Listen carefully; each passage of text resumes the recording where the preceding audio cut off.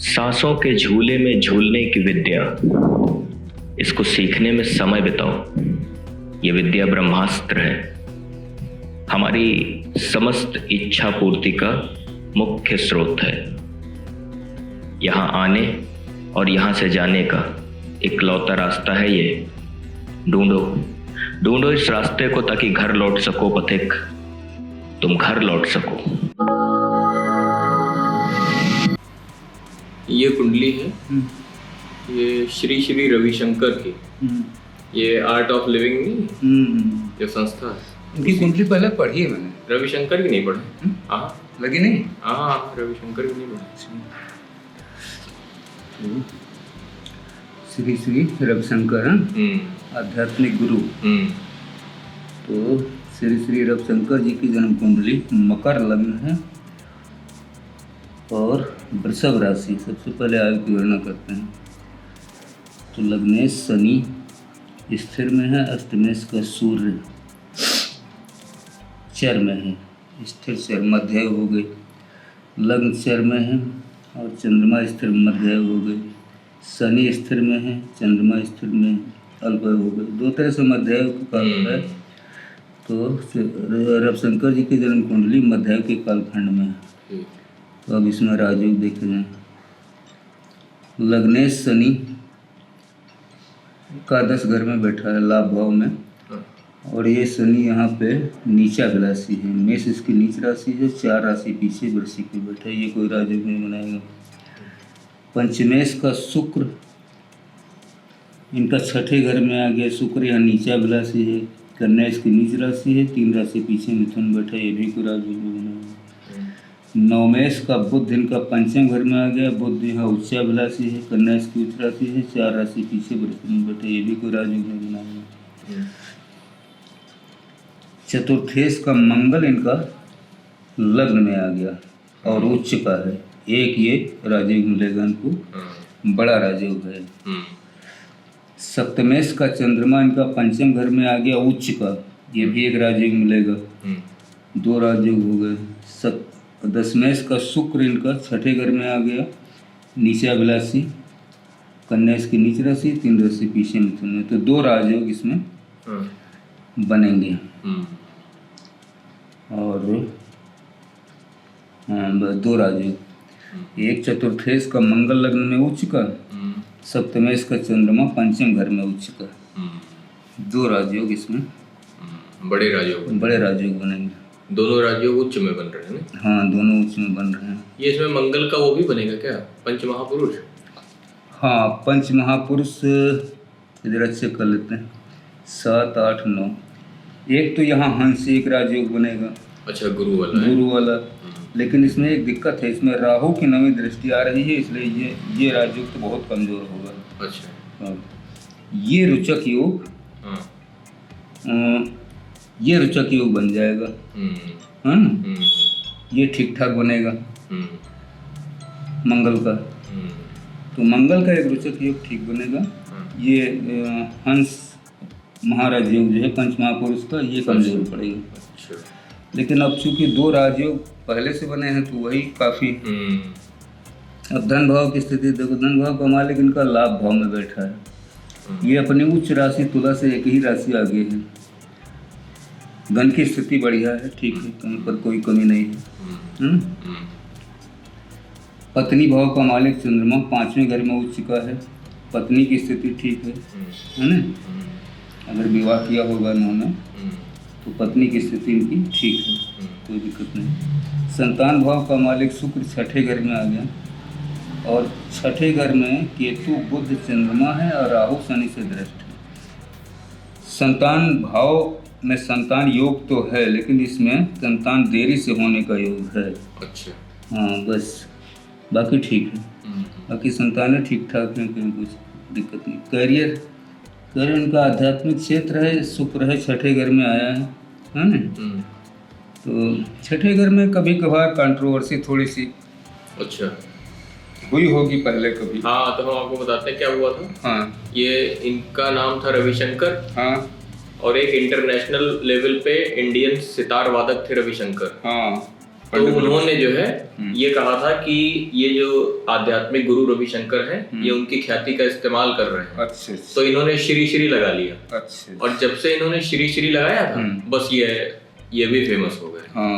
हाँ थोड़ी बहुत कंट्रोवर्सी। और बाकी कंट्रोवर्शियल स्टेटमेंट की वजह से प्रॉब्लम इनको कभी कभी हो जाती है। अरे उससे तो कोई फर्क नहीं, बाकी स्थिति तो ठीक ठाक। बाकी कुंडली हमारे हिसाब से ठीक है। कुंडली सही है बाकी। कुंडली सही है।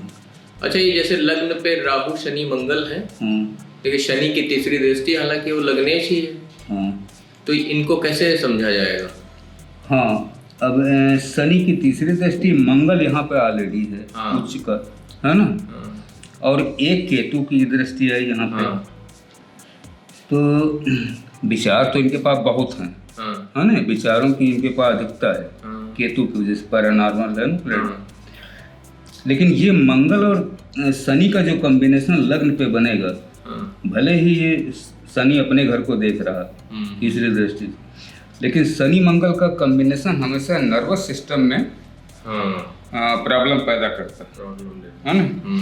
तो इनको चाहे बचपन में कोई समस्या आई हो नर्वस सिस्टम से संबंधित या मांसपेशियों में से संबंधित दर्द की शिकायत या खिंचाव जो भी रहा,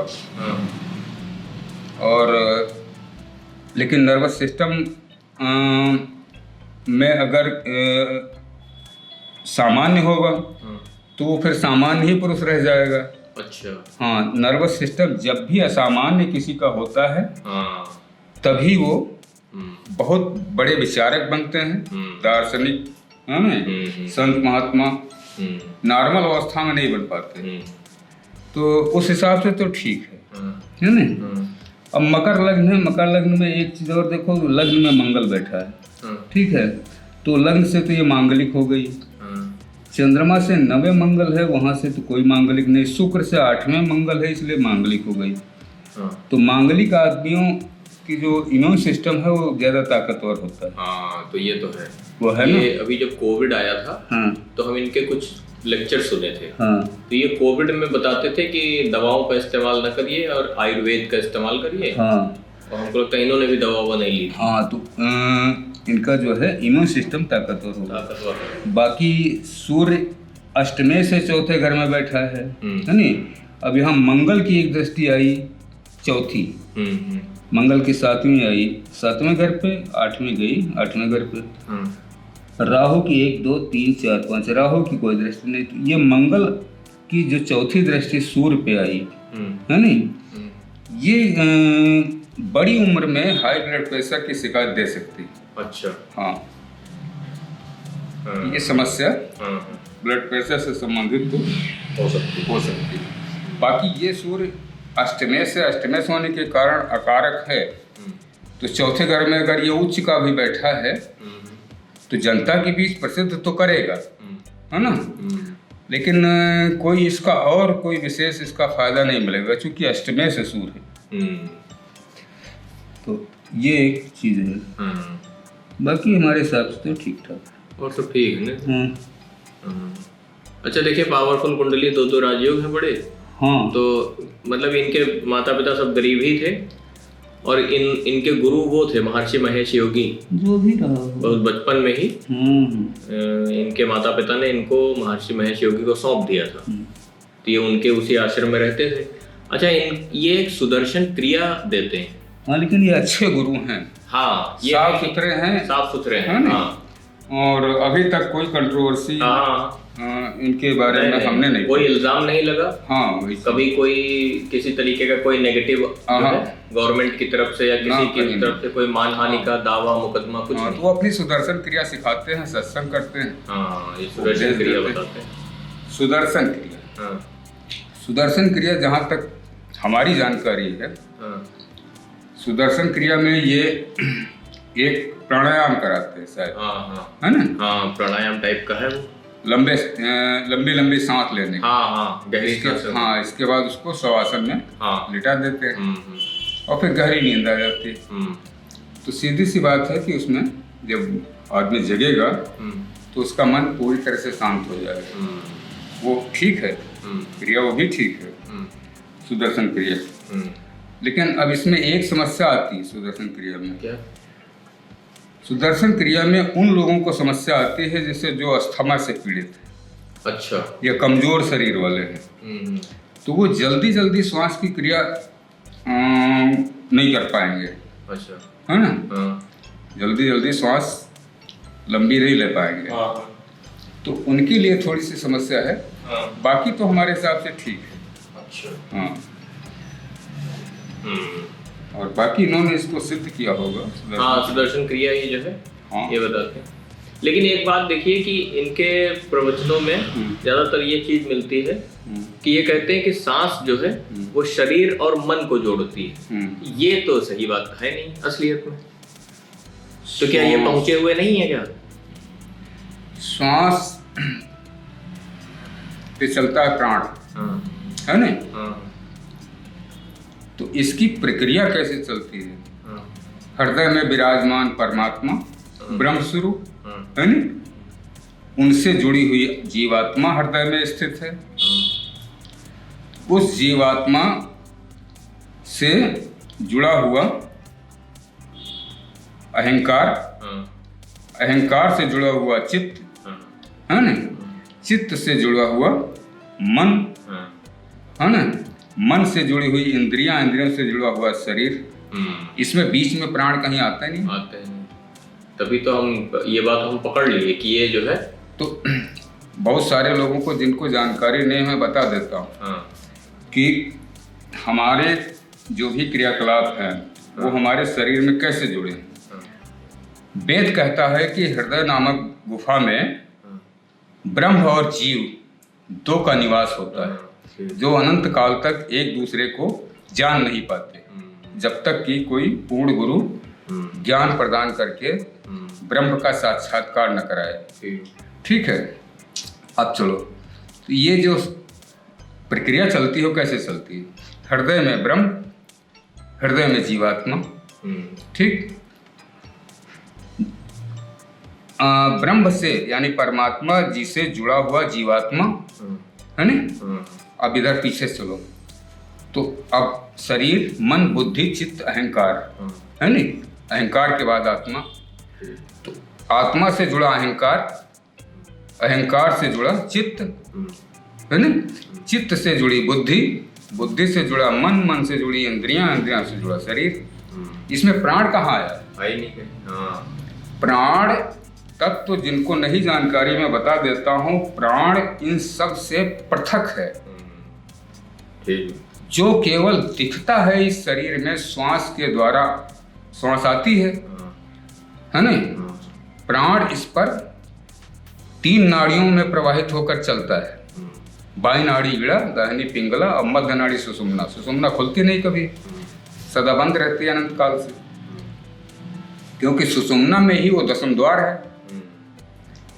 तो ईड़ा और पिंगला 2 काम करती है जीवन भर।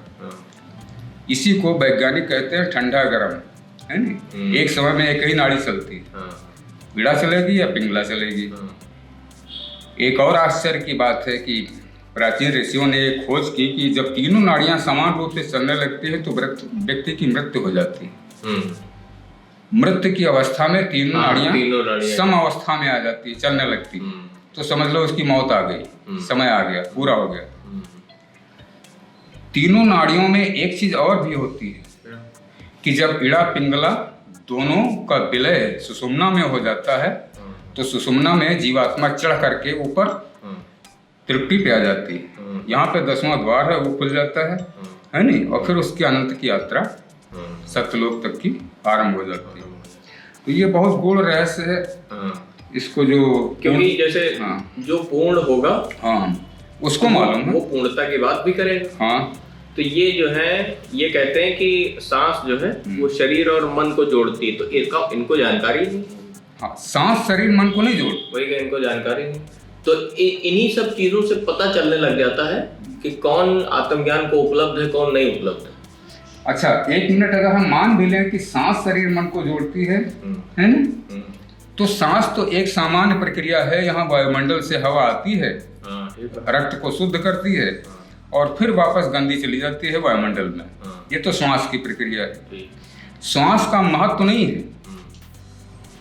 क्यों कि पूर्ण संत ये जानते हैं कि ध्यान की एक अवस्था ऐसी आती है जब श्वास रुक जाती है। श्वास का कोई काम ही नहीं है। सही है। श्वास एक केवल छलावा है, दिखावा मात्र है। सही। असली खेल तो अंदर है, प्राण से शुरू होता है। सही। तो ये चीज है। हाँ, बहुत सारे लोग ये समझते हैं ना कि ये सांस नाक से जाती है, फेफड़ों में जाती है। हाँ, तो उसका कोई मतलब अनुभव वाली बात है। ऐसे तो पकड़ जाते हैं जो लोग ऊंचे आसन पे बैठ के प्रवचन करते हैं। और अगर कोई भी उनकी ठीक है उनके शिष्य नहीं, वो अगर उस तरह से मानोगे तो श्वास का अर्थ यही निकलेगा कि श्वास अगर शरीर मन बुद्धि चित्त अहंकार सबको जोड़ती है। हाँ, तो श्वास तो ये वायुमंडल से आती है, क्योंकि शरीर चलाती है। श्वास शरीर जीवित रखती है नहीं? तो इस कारण से ये माना जा सकता है कि शरीर मन। लेकिन बात यह है कि जो तत्व का दर्शन किए होगा, लेकिन मूल श्वास नहीं है, मूल तो उसके अंदर प्रवाहित होने वाला प्राण है। जो तत्व का दर्शन किए होगा तो वो तो अपने सत्संग में तत्व दर्शन की बात करेगा। हाँ, तो वो प्राण के बारे में वेदों ने भी कहा कि प्राण ही ब्रह्म है। नहीं? बहुत सारी जगह पर ये कहा गया कि वेदों में कि प्राण ब्रह्म है, लेकिन प्राण ब्रह्म नहीं है ना। ठीक बात। प्राण को प्रवाहित करने वाला ब्रह्म है, जो प्राण को चलाते हैं जीवन भर। ठीक है फिर। अंतर श्रृंगार की वियोग से संयोग की यात्रा में जो संचारी भाव चलता है वो अनाहत चक्र पर चोट करता है, उसे खोलकर मुक्त कर देता है। स्नायु तंत्र सजीव होकर ब्रह्मांड यानी पंचम तत्व में विलीन होने के लिए तत्पर हो जाता है। ये शरीर में यह प्रक्रिया घटित होती है वो तत्काल अशरीरी हो जाता है। जो शरीर इस शरीर को देखता है वो शरीर अशरीरी की यात्रा में जाने को उमड़ने लगता है। ब्रह्मांड की आदि शक्ति जो मोह के प्रभाव में रहती है मुक्त हो जाती है और दोनों शरीर अशरीरी में संभोग कर लेते हैं। पर यह नारायण की स्थिति नहीं है। यह घटना मन के नियंत्रण में है। इसे ज्ञानी जान नहीं सकता, क्योंकि ज्ञानी मन के द्वारा छला हुआ एक नर या नारी है जो सुषुप्तावस्था में है।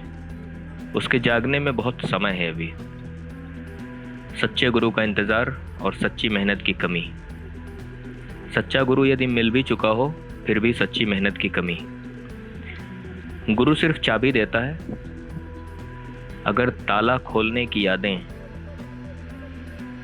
अब चेतन में न पड़ी हूं तो चाबी एक खिलौना मात्र है। खेलो और छोड़ दो। भटको इस ब्रह्मांड में, यही तुम्हारी नियति है। भटको।